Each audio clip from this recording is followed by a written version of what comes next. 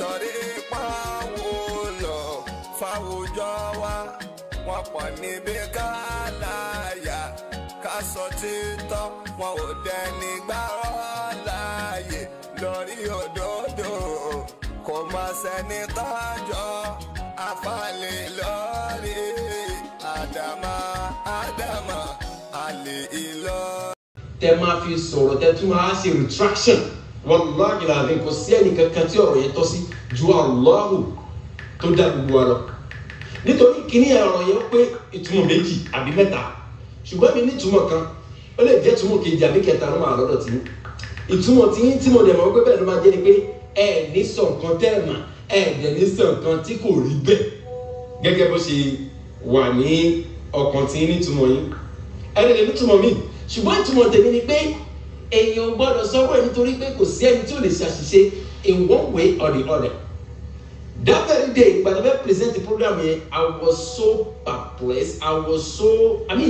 mi lè mọ́ lè put ara mi sí pẹ̀lú mo ṣe fíìlì níjọ́ ìbàdàn ìsọ̀rọ̀ mo ní mistake pọ̀ ọ̀nà ọ̀rọ̀ tí málàmù sọ yìí àwọn kankan mi wà tẹ́ display tó yẹ kẹ́ display because àwọn èèyàn máa lo against yín in the court of law. Now lọ́jọ́ yẹn tẹ́lẹ̀ afáàmù bára kílẹ̀ bá fẹ́ kó bá ọ̀hún. mo bẹ gbọ́ mo advice ẹ̀ ń gbà ẹ̀ mo kọ́ máa lo against ẹ̀ ní program tó ṣe yìí ṣùgbọ́n là ń pè mí kéré sí mi ò tó ó sì jẹ́ nìkan tí kì í gbọ́ advice advice tó bá wrong tó bá support evil reaction ẹ̀ evil action ẹ̀ tó máa advice ẹ̀ lórí tó máa support ẹ̀ ló máa like lónìí sìn advice tèmi tí ò gbọ́ lánàá ló kò jìyà tí ò fi rí lóyìnbó wọlé ni advice tí mo fún gbà náà tẹ́ bá gbọ́ bẹ̀ dáadáa tí mo ní ọ̀rọ̀ tẹ́ sọ yìí àwọn ọ̀rọ̀ kan content kan wà ńbẹ̀ tó jẹ́ kán lè lo against yín àwọn èèyàn kan wá dìde ńgbà àwọn competition yẹn kódà mi dẹ̀ mọ̀ àwọn tó kọ́ mi ò mọ̀ àwọn tó kọ́ Assalamu alaikum wẹ́sàn bàbá mo ń ṣe program lọ ṣe máa pè padà mo wà ń live lọ mo ń ṣe program lọ ẹ pè padà ó kù díẹ̀ kò tí ìyá ṣẹgbọ́ ìyá ẹ̀kọ́ fún mi 30 minutes mo ń bọ̀ ṣe understand advice tí mo fún gbà náà wípé n tó sọ yìí tó present nípa ọmọ Mọ́súrà yìí ó máa affect ẹ gbọ́ díẹ̀ sí. wọ́n ní ò bá present ọ̀rọ̀ yẹn gẹ́gẹ́ bí pé àwọn ni ọkọ Mọ́súrà tó bá wá di pé àwọn bá sọ̀rọ̀ tán ẹ̀yin wá make a conclusion by erasing the wrong word against your family name and the wrong word against your group ìyẹn akadi ṣe understand ìyẹn lè bá ṣe ijó yẹn tẹ́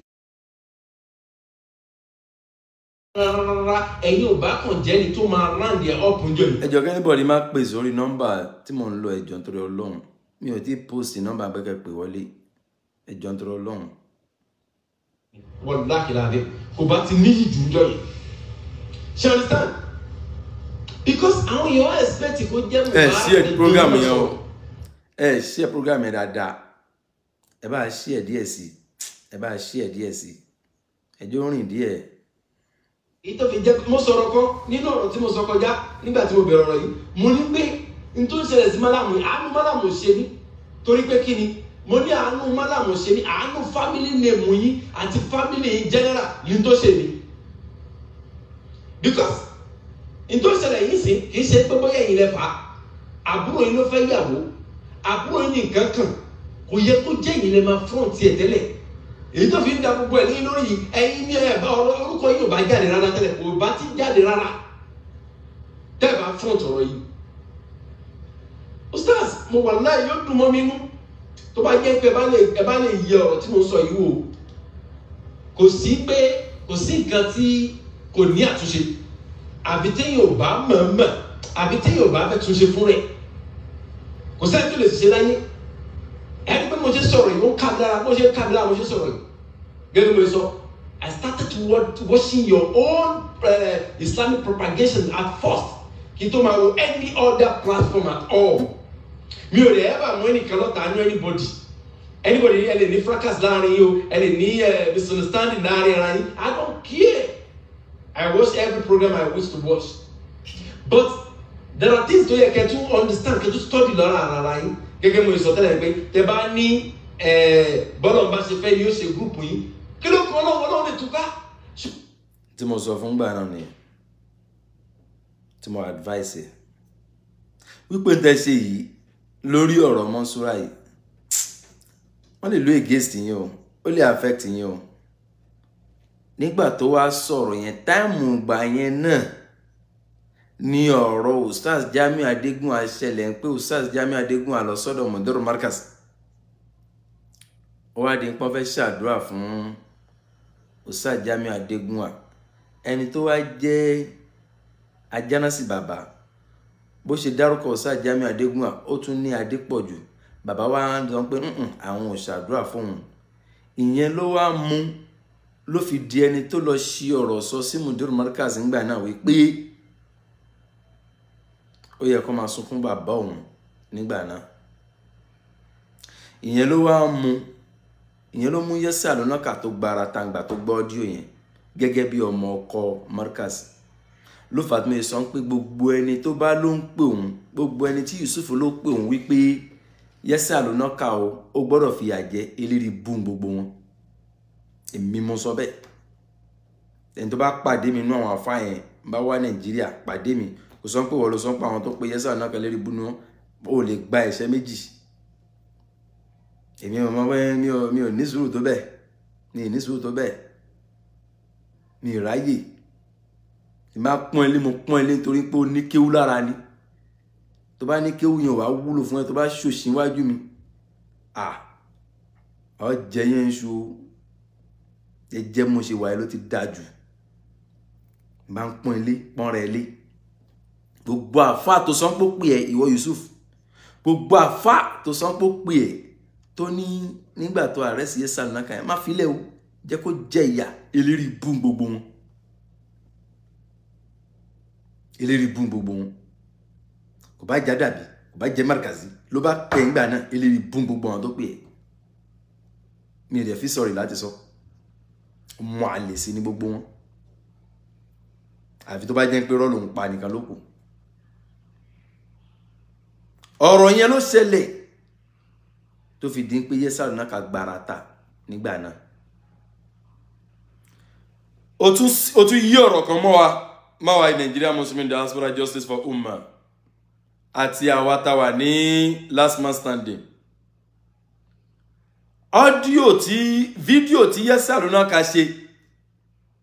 tó ti rìkọ́ọ̀dù tó yẹ kó fi send apology fún ẹ̀. Tó sọ pé àwọn diaspora dùn sísì àwọn ni òjò post ẹ̀ ó lọ́pọlọ ni. Ṣùgbọ́n kìí ṣe pé ó lọ́pọlọ, ọpọlọ ète ló ní àtọpọlọ jàǹbá. N tó pọ̀ lórí ẹ̀ ní ìwọ Yusuf.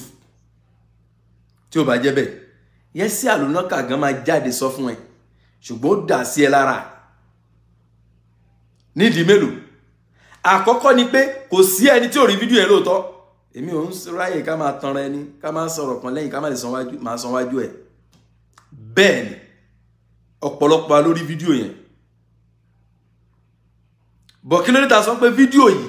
kì í ṣe nǹkan tẹ́lẹ̀ post nsìn tẹ́ bá post ẹ̀ ọ máa lo against Yẹ́sà Lónàkà. Àwọn ta náà bẹ̀rù tán lè sọ tọrọ jáde. Fídíò yìí ìyẹn fídíò tí Yusuf play tó sọ pé nígbà tó ṣe èmi ò mọ àwọn tó sọ fún o wípé wọ́n ní kó má àwọn Nigeria diaspora wọ́n ní kó má post ẹ̀. Mi ò mọ àwọn tó sọ fún wàhálẹ̀ tó bá sọ bẹ́ẹ̀ fún ẹnìyẹn. Ṣùgbọ́n tèmi sọ ńgbà náà pàápàá jùlọ èmi fúnra mi èmi Ridwan mi mẹ́lòmí pàápàá jùlọ èmi tí mo sọ ni pé ẹ lè post irú fídíò yìí sìn ẹ bá post ẹ máa lo against yín lórí ìdí méjì. Ìdí àkọ́kọ́ ni pé ẹjọ́ yìí ti wà nílé ẹjọ́. Tó bá jẹ́ pé adájọ́ ti dá sí pé ẹ lọ yanjú ẹ lé ẹ lọ bẹ̀rẹ̀ yín lé fídíò yìí á ṣiṣẹ́. ṣùgbọ́n kì í ṣe pé adájọ́ ti ní kẹ́ lọ bẹ́ẹ̀ ẹ bá lọ post irú fídíò yìí látara pé àwọn kan ń lọ sọ́dọ̀ ẹ pé wọ́n náà máa bẹ́ẹ̀ ẹ bá lọ post ẹ̀ ó máa lo èké sí ó máa lo èké sí yìí gbogbo táwa sọ ń gbà náà nìyẹn kì í ṣe pé bóyá a fẹ́ kó bẹ́ẹ̀ mi ò yẹ́ bá sọ fún rí má bẹ̀bẹ̀ mi sì sọ fún rí lọ bẹ̀bẹ̀ torí pé a mọ̀ pé lórí justice ló wà ó bú bàbá mi mo sì pè é lórúkọ tó jẹ́ ìgbárata ní ń pè bẹ́ẹ̀ ìgbárata ní ń pè bẹ́ẹ̀ ìgbárata ní ń pè bẹ́ẹ̀ ọ̀rọ̀ captain tó wà ńlẹ̀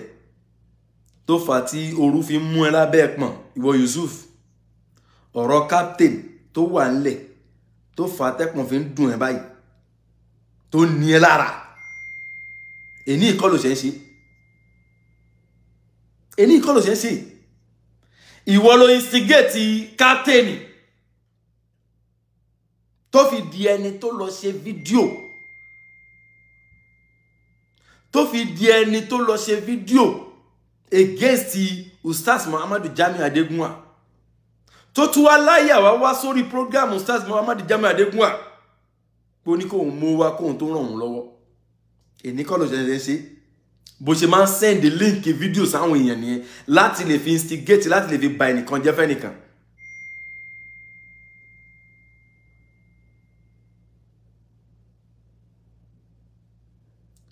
nígbàtí rògbòdìyàn ọ̀rọ̀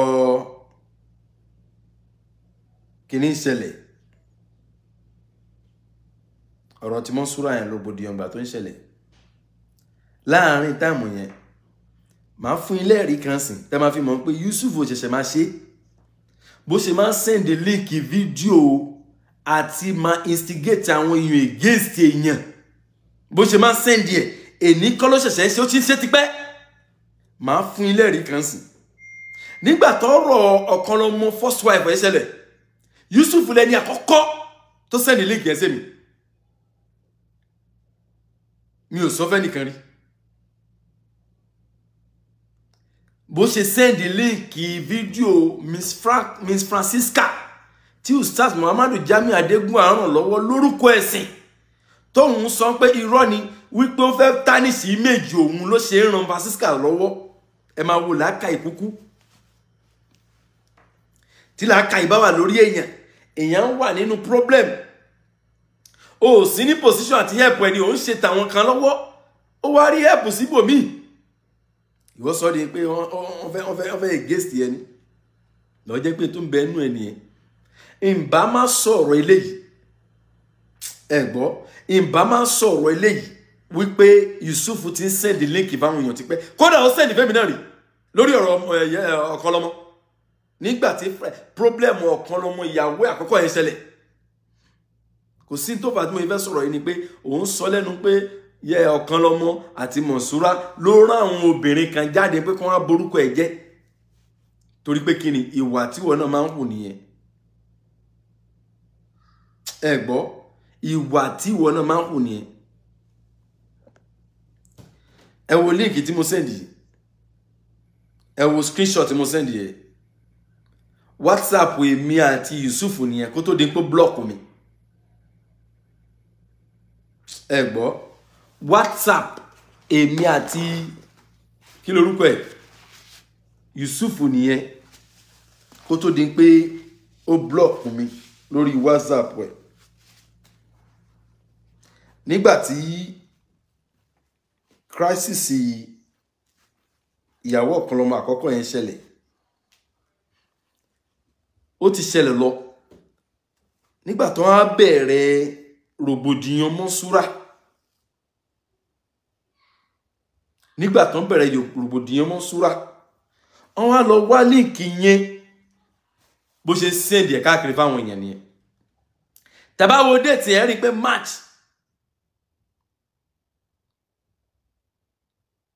something ló send èèyàn wà lókè èyí tó tẹ̀lé tó send sí mi òun ni àwọn kìíní wọn tó máa ń send kiri bíi foundation helping wọn boy máa help wọn kankan tó máa send yẹn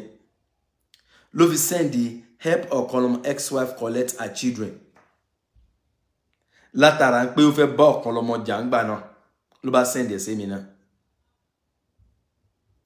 tẹ́ fi mọ̀ pé Yusuf ò ṣẹ̀ṣẹ̀ máa ṣe bó ṣe máa send link àwọn èèyàn tó bá fẹ́ bá jà bó ṣe máa send against àwọn èèyàn nìyẹn láti lè bá àwọn èèyàn jà láti lè dáárín àwọn èèyàn rú bí Yusuf ṣe máa ṣe nìyẹn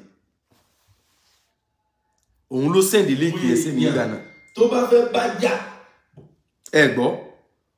àwọn tó bá fẹ́ bá jà bó ṣe máa send link wọn nìyẹn òun ló send link yẹn sí èmi ìgbà náà wípé help ọ̀kan lọ́mọ ex-wife collect our children nígbà yẹn gangan ni crisis ọmọ Mọ́súrà yẹn ṣẹlẹ̀ ńgbà yẹn ni ó wá send ẹ̀ sí mi bí èmi náà lè jáde ìgbà yẹn mi ò tẹ̀ really focus nípa à ń sọ nǹkan báyìí àtẹ̀tí ní group tó ń jẹ́ the Nigerian Muslim diaspora ńgbà yẹn mo sì ń support ẹ̀ ńgbà yẹn táìmù yẹn ni mo ní mo send audio kan sí táìmù yẹn ni mo send àwọn audio yẹn kan sí ẹ̀rí yẹn lélẹ́yìí tẹ́ bá wò dáadáa ẹ rí pé mo ń bọ̀ lẹ́yìn ìgbà tí mo send audio eléyìí sí ní March 9 2021 audio yẹn was 13 minutes plus kóhun tó wá send audio 25 minutes tó bá ẹ wò ń tẹ́ ẹ mọ̀ nípa Yusuf máa sọ tẹ́ bá send audio advice 1 minute fún Yusuf á fún yín ní audio more than 3 minutes láti lè fi bá advice yín yẹn jẹ́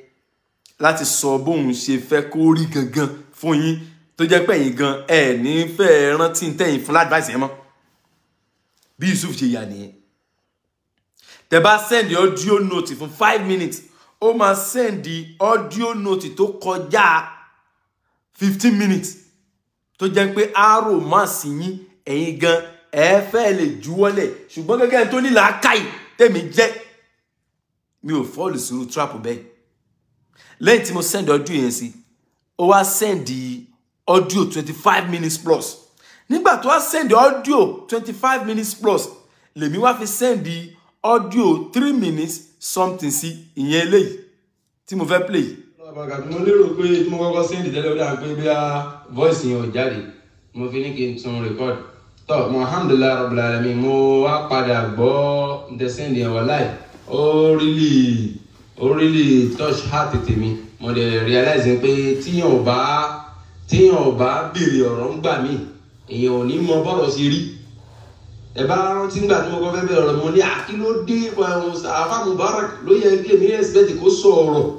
kó tó di pé yìí sọ̀rọ̀ but alhamdulillah nínú ọ̀rọ̀ yìí ṣe ti jẹ́ kí yé mi èmi dẹ̀ mọ̀ gbàgbàgbà pé ibi iṣẹ́ wọn ni ò pàmìtì àti máa wọ mídíà àti máa sọ pé. ṣe ti gbọ́ ọ̀rọ̀ yẹn pọ̀ over 3 minutes ni torí àsìkò nígbà tí mo send ẹ̀ tẹ́ bá wo ìsàlẹ̀ audio kẹta lẹ́yìn yẹn ló wá send ẹ̀ sí mi ló wá send proud of you masha Allah may Allah grant you good things you will live long gẹ́gẹ́ bí bó ṣe máa ń romance everybody tó bá ti rí pé òun rí mú máa bẹ́ẹ̀. You understand? ṣùgbọ́n èmi sọ fún gbà náà wípé tó ń ṣe yìí yóò kó báyìí kíní yẹn tó ṣe ń gbà náà ló sọ di ẹni tí ò lè wọ̀ lóyìnbó mọ́ ìlú òyìnbó tí ò wá lè wọ̀ mọ́ yẹn àwọn tó wá yẹ kó ran rí mọ́ tó yẹ kó ran eyín mọ́ kò ran eyín mọ́ wọn ló fi wá ran eyín mọ́ yẹ́sẹ̀ àlùnáka ló fi ran eyín mọ́ yẹ́sẹ̀ àlùnáka pé ó ń wà nínú àwọn tí ò jẹ́ kó ń wọ̀ lóyìnbó mọ́ in tó ń dùn gangan nìyẹn kì í ṣe pé dáwà kankan kì í ṣe pé wọ́n pè ní Boko Haram ìyẹn kọ́ ló ń dùn ìlú òyìnbó táwọn tí ó sign petition against ẹ̀ àwọn tó sign petition against ẹ̀ ìlú òyìnbó tí ò rí wọ̀ mọ́ látara àwọn tó sign petition against ẹ̀ nígbà Mọ́súrà in tí ń dùn gangan nìyẹn tó rọ́ mọ̀ pé kò sígbà tó máa ń dé lóyìnbó àpò òun máa rin fún fíṣẹ̀bílì láì tó ń bá fẹ́ padà in tí ń dùn nìyẹn kì í ṣe ń pé bóyá yẹ́sà náà pàápọ̀ òun ní Boko Haram lọ́ndọ̀ ṣùgbọ́n kí ní ò yẹ́ èèyàn lèèyàn ṣe máa ṣàlàyé fún yín kí ni òye àwọn èèyàn lèyàn ṣe máa ṣàlàyé fún wọn tí ò bá jẹ́ bẹ́ẹ̀ ṣé Boko Haram lòun ni ṣé òun nìkan ló pè lórúkọ yẹn ni àwọn tó kù tán pè lórúkọ yẹn kí ló dé táwọn ìráyè nítorí àwọn bílíìfù pé àwọn kì í ṣe Boko Haram àwọn ò dẹ̀ ní ìjẹ́ kankan tí n ti Yẹsẹ Àlùnákà yẹn dí fáwọn ṣùgbọ́n là ń pé n ti Yẹsẹ Àlùnákà sọ ó lọ bọ́ sí àsìkò tán sign petition against ẹ̀ láti má rí lóyìnbó wọ̀ mọ́ n tó fà tó fi ran yín mọ́ Yẹsẹ Àlùnákà ni tó fi lóhùn ní filẹ̀ tóhùn fẹ́ gbé tó bá jẹ́ pé torí Ọlọ́run ló ṣe ń lọ lóyìnbó tó bá jẹ́ pé torí Ọlọ́run ló ṣe ń lọ lóyìnbó tó ń lọ ò gbọ́ tó bá jẹ́ torí Ọlọ́run ni ò ní kí ẹ̀ tó bẹ́ẹ̀ wàá mọ̀ pé ohun Ọlọ́run náà nìyẹn pé kó má lọ bẹ̀ mọ́ nìyẹn wàá dẹ̀ jókòó sí Nàìjíríà wàá máa ṣe dáwà ẹ̀ Ọlọ́run á sì máa gbà á Ọlọ́run á sì máa gbà á ṣùgbọ́n ọlá ń pé àwọn kìrìsìtẹ́nì tára ń kan gẹ́gẹ́ bí wọn náà ṣe sọ èmi ò mọ ní tó fi hàn pé kìrìsìtẹ́nì ló sign over 25 èmi ò mọ bó ṣe mọ pé kìrìsìtẹ́nì ló sign 25 ó ní àwọn tó sign petition over 30,000 ó wá ní ìwọ kà over 25,000 làwọn kìrìsìtẹ́nì tó sign yẹn èmi ò mọ bí àwọn tó ń gbẹ́ òní làákàyè ní o èmi ò rí ibi tíyàn ti ń rí àwọn tó sign petition kà tó wá ka 35,000 pé Christian over 25,000 Christians tó sign ẹ̀ tó máa sign ẹ̀ wọ́n ló fà torí tó bá gbọ́ advice irú àwọn báyìí ni wípé má wí wúròwúrò tó fẹ́ wí nípa Mọ̀nsúrà yìí ó máa affect ẹ̀ ó máa kó bẹ́ẹ̀ ṣùgbọ́n ló padà kó bẹ́ẹ̀ ó wá kó bẹ́ẹ̀ tán sí ó wá rántí pé wọ́n ló fọwọ́ ara ẹ̀ fà ó wá fi ìkanra ẹ̀tà májé ló ṣe ń kanra mọ́ Yẹsẹ Àlùnákà ni mo ṣe send post kan jáde nígbà tó ààrẹ sí Yẹsẹ Àlùnákà láti hajj mo sọ fún yín pé ìsìláàmù kọ́ ló ká Yusuf lára ìsìláàmù ká lára ní tí ó jẹ bí ó ṣe jẹ èèyàn láyé ní tó ń ká lára ni ò ṣe ríro ń pé Mẹ́kà ló ti ń bọ̀ ní tí ó jẹ àti tí ó jẹ ló ká lára ìsìláàmù ká lára tí ìsìláàmù bá ká lára a mọ̀ pé lára ọ̀pọ̀ ẹ̀sìn ìsìláàmù kan lẹ́ni yìí lọ ṣe bọ̀ tí bá tẹ̀ máa gbé jẹ́ kó délé náà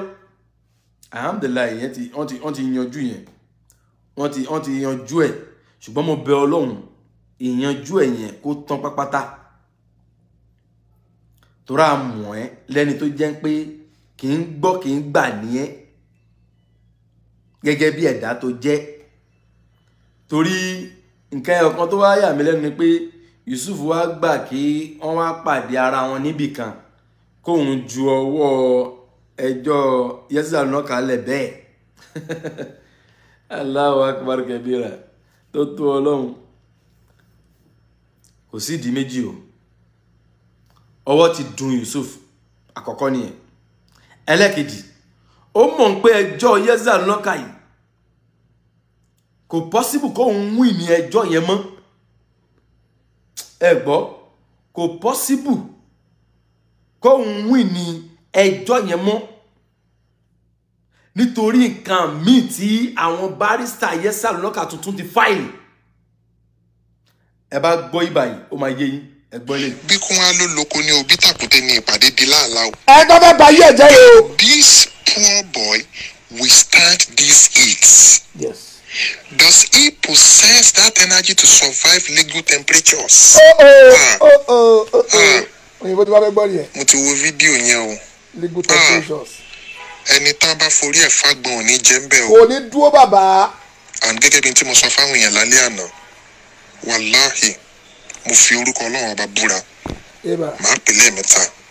ká lè mọ̀ wípé tí n bá ti sọ tí n bá dẹ̀ ti porúkọ Ọlọ́run no going back. wàláhì mo fi orúkọ Ọlọ́run búra ó di ẹ̀kejì. wàláhì mo fi orúkọ Ọlọ́run búra ó di ẹ̀kẹta. ọba tó ní mi tó possess mi tí wọ́n bá serve mi ní anything wọ́n bá serve òtún àlóyè bá ń jí ní anything tí wọ́n bá serve any process lórí Yẹsẹ Àlùnákà I will go extra miles. Yẹsẹ Àlùnákà will be in shoop. ṣe ti gbọ́ fídíò tí mo play ń sìn tẹ́ẹ̀fì mọ̀ pé kí ló fà tí Yusuf wá juwọ́lẹ̀ débi pé wọ́n padà pàdé ní neutral ground láti lè fi gbẹ̀ẹ̀bẹ̀ láti lè fi make ẹ̀gbọ́ láti lè fi make kí náà pé tó lọ ṣe gan-an resolution tó lọ ṣe láàrin ara wọn. Àkọ́kọ́ ni pé inú Yusuf dùn wípé bàbá Mudiru Markaz wọ́n fi àṣẹ sí pé kán lọ bá Yusuf kan yanjú ọ̀rọ̀ yìí. Inú ẹ̀ dẹ̀ tún dùn, òun náà sọ Ọlọ́hun pé bàbá Mudiru Markaz ń gbé kọ́ òun. Inú ẹ̀ tún dùn wípé bàbá Mudiru Markaz welcome kọlù òun. Nítorí pé kí ni ó nídìí kí wọ́n ṣe retraction yẹn kó lè rí lò láti lè fi gba rẹ̀ lẹ̀ kúrò ní àìrílò òyìnbó ẹ̀wọ̀ mọ́. Torí àwọn nǹkan tó nídìí ni settlement adá fún yín. Torí òun ló ti sọ lẹ́nu ara ẹ̀ ń bí. Torí mọ̀ pé àwọn tó tẹ̀ ti serve òun ẹlẹ́kẹta ọ̀rọ̀ yẹn gẹ́gẹ́ nìyẹn. Àwọn tó ti bẹ̀rẹ̀ sí ní serve fún lórí ọ̀rọ̀ Yẹ́sà Lónàkà yìí n tó ń bà lẹ́rù ní wípé ó possible kó òun lose ọ̀rọ̀ yìí. Ó possible kó òun lose ọ̀rọ̀ yìí bó ṣe ń lọ yìí. Ló fà tó fi di ẹni tó juwọ́lẹ̀ tó fi di ẹni pé wá lọ wá pàdé wọn láàrin ẹ̀mọ́ tó ń sọ láti bẹ̀rẹ̀ ni. Tí ò bá jẹ́ bẹ́ẹ̀ èèyàn ṣẹ̀ ìwọ ṣe wá jẹ́ ẹni tó jẹ́ pé ìwọ tán ṣẹ̀ ló tún sọ pé kọ́ńtọ̀ ń mọ bó ṣe wá fẹ́ bẹ́ẹ̀. Ṣèbó ló ní agbára ni, ṣèbó ló ní fọ̀nlé kan náà ni tó lè fi ìyà jẹ òǹtọ̀ òun ni. Ó ní sínú ẹnu tá tún máa sunkún kan wá bẹ́ẹ̀. Wàá lọ go ahead láti ṣe tó yẹ kó ṣe ni. Ṣùgbọ́n kò sí tó dùn nínú ju pé Mudiru Markaz ti dá sí opportunity ńlá lélẹ́yìí. Opportunity ṣẹlẹ̀ yìí tẹ́ ẹ̀ mọ Yusuf lẹ́ẹ̀ mọ Yusuf. Àwọn àti gbọ́n kọjá ìwà ẹ̀ àti gbọ́n kọjá ẹ̀. Inú ẹ̀ dùn kan pa alhamdulillah opportunity Mudiru Markaz tóun ti ń lérò pé wọ́n ti róhun lẹ́ni ibi. Wọ́n wà nú ẹni tó gbé kọ́ òun freely báyìí kóun tètè lo opportunity yẹn láti lè fi wọlé sí wọn lára láti lè fi mọ bó ṣe máa gba ẹjọ́ captain kó lọ́wọ́ Ustaz Jamiu Adégúnwà. Aláì Yusuf ó gbárí ju èkúté ilé lọ. Ẹ mọ̀ pé èkúté ilé ṣẹ́rí inú ẹ̀ ti dùn nígbà tó gbọ́ pé Mudiru Markaz ti dá sí bàbá dáadáa. Gẹ́gẹ́ bí báwa náà ṣe ń fẹ́ tẹ́lẹ̀ pé kọ́lọ̀ ń jẹ́ kí Mudiru dá sí tẹ́lẹ̀ kọ́ lè yanjú ẹ̀. Àwa sì ti dúró pé bí Mudiru bá ti dá sí kò sí wàhálà àní ní bàbá lára àánà owó ẹ̀ tí Yẹ́sà Lónàkà tó máa fi ṣe ẹjọ́ yẹn. Àádẹ́ mọ̀ pé kò ní já sẹ́wọ̀n gbogbo ẹ̀ ń gbé lọ́ntì mẹ́wọ̀n ẹ̀ ìwọ náà mọ̀ pé ọ̀nà màdàrú ló ń gbé gbà wúrúwúrú tó di ánsà ló ń gbé gbà. Káwọn Ọlọ́run ṣàánú àwọn ọlọ́pàá ló wá ní kò sí táwọn lè ṣe kódà bí wèrè bá kó fún wọn rẹ́dí àti ṣiṣẹ́ fún bí tí wọ́n ṣe rí nìyẹn. Bí wèrè kó fún wọn lẹ́nìí wọ́n rẹ́dí àti ṣiṣẹ́ fún. Ṣé understand? So n tó fà á nìyẹn. So inú ẹ̀ tó wá dùn ní wípé Mudiru dá sí alhamdulillah. Tí ó bá jẹ́ bẹ́ẹ̀ Mudiru tóun ti bú kódà tó tún pòwe mọ́ wọn tó sọ pé yẹ kó máa sunkún fún kódà tóun àti Saheed tó jọ ṣe fídíò òun náà ti fi àdúrà kan kún àìsàn Ọlọ́run fi yá jáde. Àmín. Ọlọ́run sì fi àìsàn tì wá mọ́lẹ̀. Àmín. tó Ọlọ́run máa fa àìsàn tì wá mọ́lẹ̀. Àmín. Ọlọ́run máa fa àìsàn tì wá mọ́lẹ̀. Àmín. Ọlọ́run máa fa àìsàn tì wá jáde. Àmín. Ọlọ́run jọ̀ọ́ má bínú sí wa. Àmín. Ọlọ́run jọ̀ọ́ má jẹ́ ká máa gbé inú ilé wòran ta. Àmín. Àmín. Ọlọ́run jọ̀ọ́ ẹ̀yin ìyá wa ẹ̀yin bàbá wa ẹ ṣàmì. Àmín. Ọlọ́run jọ̀ọ́ má jẹ́ máa gbé inú ilé wòran ta. Àmín. Ẹlòmíì wà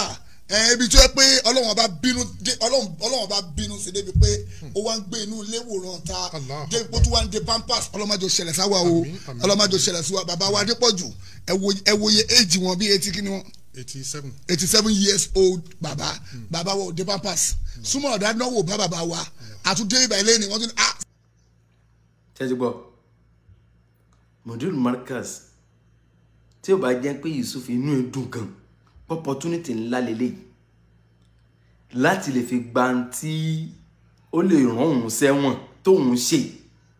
tóun lọ́wọ́ nú ẹ̀ opportunity ńlá lélẹ́yìí láti lè fi gba kíní yìí lọ́wọ́ àwọn èèyàn tó dúró lórí kíní yìí. Mudiru Markaz tí wọ́n ti bú tó pòwe mọ́ kódà tó sọ pé Ọlọ́run gba certificate ẹ̀ lọ́wọ́ ẹ̀ bẹ́ẹ̀ ni ó sọ bẹ́ẹ̀ Ọlọ́run gba certificate ẹni tọ́lọ́run ti gba certificate lọ́wọ́ ẹ̀ ó sọ bẹ́ẹ̀ náà ẹni yẹn ló wá di pé ìwọ wá sọ pé bàbá dá ṣẹ́rí mo ti sọ̀rọ̀ kan mo ní ó máa jáde kódà inú gúrùpù wa kó tó ṣe program ẹ̀ àti mọ̀ tó fẹ́ sọ àwa ti mọ̀ pé fẹ́ praise Mudiru àwa sì mọ̀ pé bó pẹ́ bóyá wàá wọ Markaz sórí nǹkan fi ń mọ Markaz nìyẹn àwọn ò mọ̀ ṣe ń múyàn sínú eléri búlé èèyàn tó máa ń múyàn sínú forever àwa máa sọ jáde fún ẹ kó sì ló ṣe kó fò sílẹ̀ àwọn ò ní mú ẹ sínú ẹlòmí lè máa múyàn sínú but àwa tá jẹ́ Markaz alẹ́ mi foríjì ní kíákíá tí ò bá jẹ́ bẹ́ẹ̀ ṣerú ọmọ àlè ọmọ láì níran oníyàwó mẹ́ta yẹn irú ẹ̀ ló yẹ kó rí Mudiru Markaz bá sọ̀rọ̀ kì í ṣerú ẹ̀ mọ́ ṣùgbọ́n láńpẹ́ bọ́lọ́run ṣe ṣàwà Markaz àmọ̀yàn mú sínú bẹ́ẹ̀ yẹn alùsùn náà wà jákujàku tẹ̀ ń bá ká ẹ̀yin lè máa múyàn sínú ẹ lè múyàn sínú débi pé ẹ pàdé ẹ̀ lọ́nà ẹ̀ ní sálámọ̀ sí kódà tó tọ́ bá sálámọ̀ ẹ̀ lè má dáhùn tẹ́lẹ̀ rí búló pọ̀ nú ẹ̀yìn ṣùgbọ́n Markaz ìsìláàmù ló jà wá lógún ló fà á tí Mudiru Markaz fi lè welcome kọ́ọ̀lù irú ọmọ àlè oníyàwó mẹ́ta yẹn ọmọ tí ó ní bíbí tó sọ bíbí ẹnu pé bíbí ò wúlò fóun tó fi ilé Yusuf sọ di ilé tiẹ̀ ọmọ dọ̀dọ̀ ìfà ìgbọ́dọ̀ pàdé ọmọ tí máa gbá ojú ẹ̀ wàláhì wà dákú Ọlọ́run ó ṣe àìpà gbogbo àwọn tó ń pàdé ẹ̀ tẹ́jọ́ ń ya fọ́tò mo gbọ́n pé àfa wa Al-Qur'ani nìkan pàdé ẹ̀ ń bá ẹ̀ tí ẹ̀ kẹ́ sán gbájú èmi abẹ́ pàdé ẹ̀ wàá ló fẹ́ bẹ́ẹ̀ mi máa nẹ́bí kó kú ni mo dẹ̀ sì dúró lórí ẹ̀ dọ́là àti wọ́ àti Saheed ẹ̀ tí bá kọ́ pàdé ńjọ́ tí má pàdé ẹnìkan ní ẹ̀ mọ̀ pé plane ò kí ń ní iná ń pè plane ò kí ń ní reverse ńjọ́ ilẹ̀ máa mọ̀ ẹ jẹmu yóò yà ńjọ́ yẹn ní ojú báyìí lọ ṣùgbọ́n wàá mọ̀ pé ẹni tó bá kọ́ ẹ̀ṣẹ̀ is forever ẹlẹ́ṣẹ̀ Ọlọ́run á jẹ́ n pàdé kan ní níjọ́ kan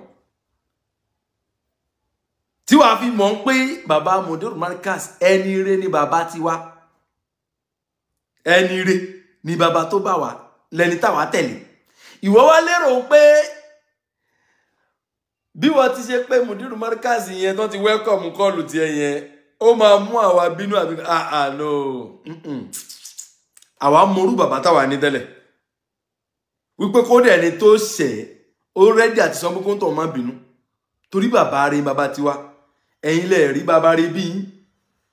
ẹ̀ sì rẹ́ni rẹ tẹ̀lé àwa rẹ́ni rẹ tẹ̀lé a sì rẹ́ni rẹ gbà fún Mudiru Markaz bàbá dáadáa ni bàbá tí ò fẹ́ wàhálà tí ò fẹ́ ṣòro fẹ́ sìn ìwọ wá ń sọ pé àwọn kan ọ̀rọ̀ dáadáa tó sọ náà tẹ̀dánà ó láwọn kan lolólùfẹ́ Yẹ́sẹ̀ Àlùnákà àwọn ọ̀rọ̀ náà tẹ̀dá. kódà mo fẹ́ sọ nǹkan kan débi wípé these diasporic dunces these human beings are very wicked. It is like the matter of captain tá à ń yanjú lọ́wọ́ náà máa sọ bẹ́ẹ̀ ni èmi ni mo lè sọ àwọn tó fẹ́ràn Yẹ́sẹ̀ Àlùnákà èmi yìí ni mo lè sọ àwọn tó ní ìfẹ́ Yẹ́sẹ̀ Àlùnákà nínú àwọn tó fẹ́ràn Yẹ́sẹ̀ Àlùnákà ní Ọlọ́run ọba àlékiọlá tí mi ní pèjẹ́rìí rọ nínú àwọn tó nífẹ̀ẹ́ Yẹ́sẹ̀ máa kà wọ́n tí wọ́n dẹ̀ wà ní. kódà mo fẹ́ sọ nǹkan kan débi wípé these diasporic human beings are very wicked. kódà mo fẹ́ sọ nǹkan kan débi wípé this it is like the matter of captain tá à ń yanjú lọ́wọ́ náà máa sọ many things ó jáde. àfàwà Jamiu Adégúnwà ẹ kú palẹ̀mọ́.